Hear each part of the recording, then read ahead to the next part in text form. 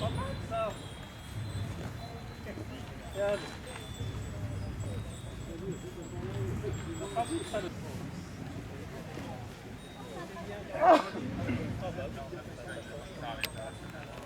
Alors, c'est ceux-là. T'as raison, c'est des photos inédites. Hein? Des préparatifs.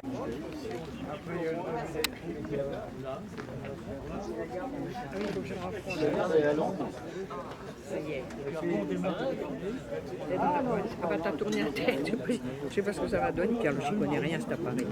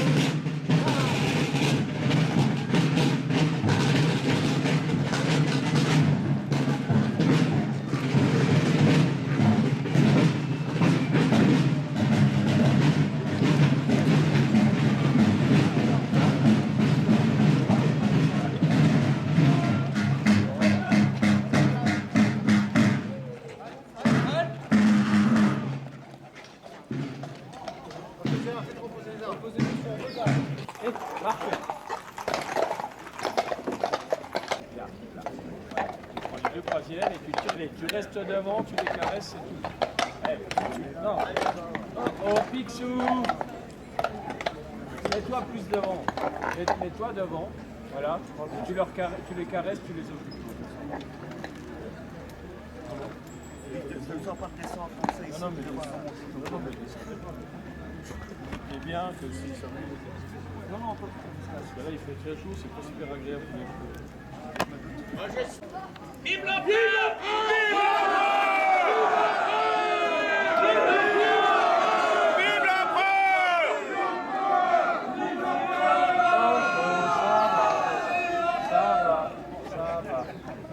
Ça va, trompette.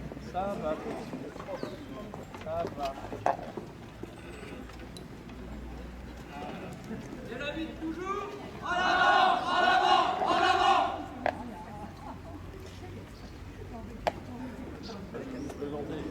Elle est pas celle de Napoléon.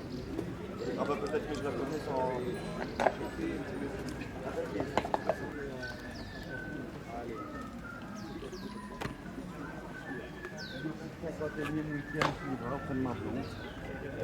C'est pour toi ça. Ah bah.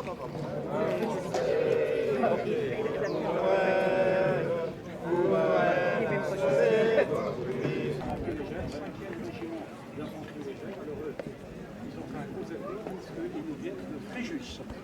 Ah oui, quand même. Respect à vous aussi. Ils sont arrivés de bonne heure ce matin. Bien, merci. Et bienvenue à Châtillon-sur-Seine. Nous avons ici le service de santé reconnaissable avec son bouton de capucet. Donc, appartenance à la garde impériale, puisqu'il y a l'aiguillette portée à droite. Ah oui, non, mais c'est codifié tout ça. Ah, tout est codifié, Gendarmerie départementale, les gendarmes de la gendarmerie qui a été recréée par Napoléon, c'était la succession de l'ancienne maréchaussée. Voilà. Gendarmerie. Et là maintenant, nous arrivons devant l'infanterie de ligne, 8e régiment d'infanterie de ligne, et avec le chapeau à chiffre 8 ici, avec d'autres. 51, c'est le numéro du régiment. C'est le numéro du régiment. 51 et là, 8e. 8e d'infanterie de ligne, 51e régiment d'infanterie de ligne. Oui. Ah ouais, oui. Et nous finissons par un membre du service de santé également, vous voyez, donc caduchet sur les boutons, service de santé, qui était naturellement fort utilisé sous le Premier Empire. Je vous donnerai les informations quand je ferai à la fois la conférence et les commentaires sur le terrain d'évolution. Parfait. Voilà. Avec votre autorisation, on prend les 5 cavaliers sur le tapis de sel avec les distinctifs jaunes qui sont les distinctifs du régiment avec le casque et le plumet. Si vous avez besoin d'engrais, ne vous gênez pas. Vous avez ici un chasseur, 12e régiment de chasseurs à cheval. Vous voyez sur la tête du cheval devant, sur le frontal devant également, on reconnaît, et puis sur la plaque de chapeau, donc 12e chasseur. Une question, M. Dijon. Est-ce que c'est le costume que vous portez habituellement dans la carte? Non. Et là, vous avez 3 hussards du 12e régiment, le régiment des hussards de Chamboran, dont la devise est « Noblesse oblige, Chamboran autant ». Bravo à vous. Alors ils sont là, les deux qui sont ici, sont avec le colbac, ils appartiennent à la compagnie d'élite du régiment, c'est-à-dire la première compagnie du régiment, alors que là, c'est une personne, un cavalier, qui n'est pas dans la compagnie d'élite, qui porte le chapeau. Non, ça c'est tout simplement, ils mettent le pompon rouge pour définir la compagnie d'élite. D'accord. Le rouge, la couleur rouge était souvent attribuée aux unités d'élite.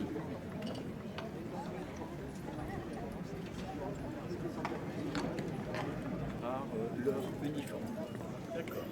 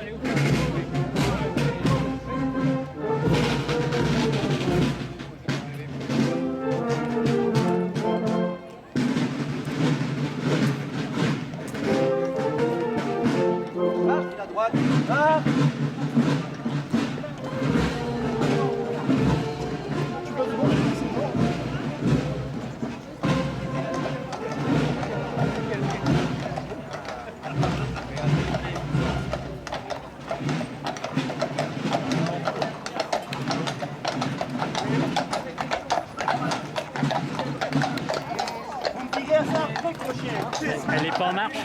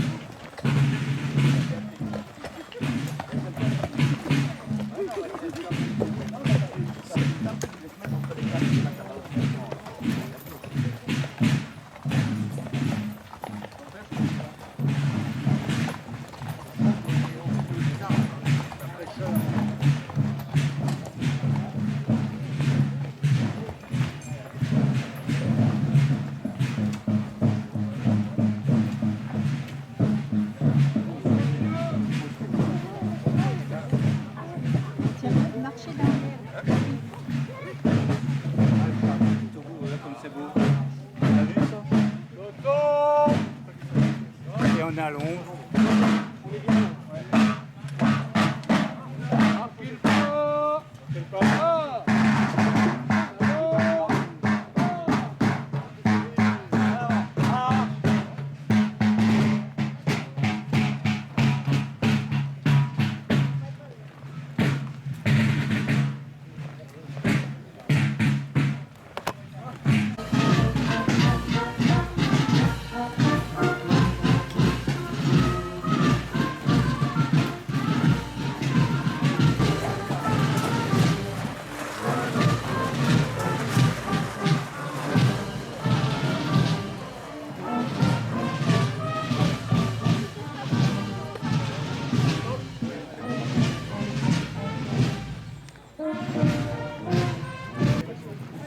Non, les guides au milieu. Non. Tiens.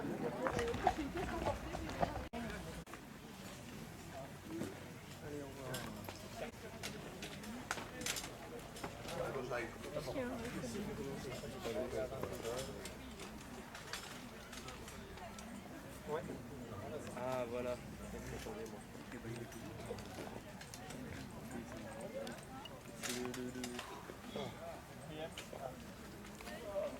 Quelle aventure.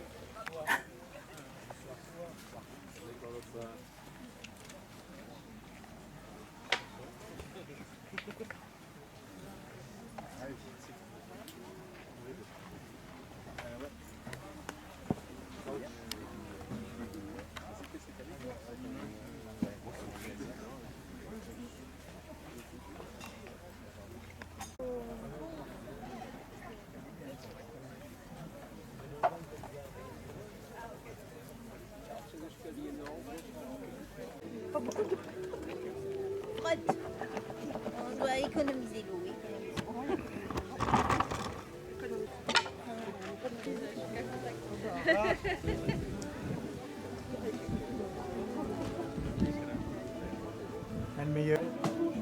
Mais c'est un vrai celui-là? Ben oui, c'est un vrai.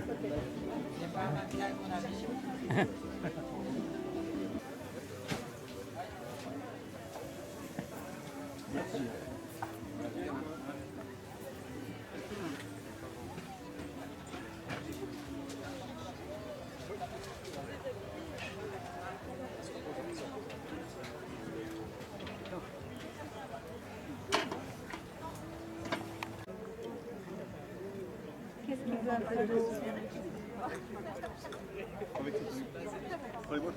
Pas souvent. Hein, un fourchette. Mais vous voyez, il y a quand même des vivandières, des personnes du sexe féminin qui sont là. Donc il faut pouvoir tout faire en tant que médecin. Alors pour la petite histoire, il faut d'abord se remettre dans le contexte parce qu'on ne comprend rien. On comprend rien. On est Révolution Empire. Il faut savoir on n'a donc pas d'anesthésie. Pourquoi il n'y a pas d'anesthésie? Parce que l'éther et le chloroforme, c'est schématiquement après 1845. Si on veut se fixer les idées, ça a été célèbre avec la reine Victoria, qui a été du 6e ou 7e enfant chloroformé pour un accouchement. Donc c'est en gros milieu du 19e siècle, éther et chloroforme. Il y avait quand même ce qu'on utilise et ce que malheureusement les gamins utilisent actuellement. Il y avait déjà le fameux gaz hilarant. Le protoxyde d'azote. Mais bon, on ne savait pas trop, on l'avait un peu utilisé, puis à l'armée en tout cas, on n'avait pas ce genre de choses. Donc il faut se fixer les idées. Waterloo, c'est 1815, c'est la fin de l'Empire. Anesthésie seulement 1845-1850. Et après, la découverte en gros des microbes, il faut attendre en gros Pasteur pour être schématique, c'est 1880 par là, pour être encore une fois très, très schématique.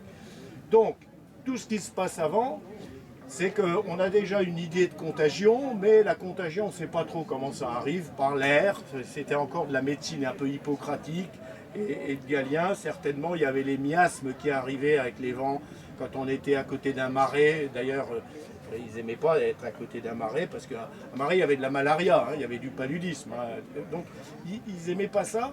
On ne connaît pas les microbes, mais ils connaissent un peu la contagion. D'ailleurs, pendant la campagne d'Égypte, Desgenette, le médecin de l'armée, et l'arrêt faisait très attention par rapport aux pestiférés. Hein.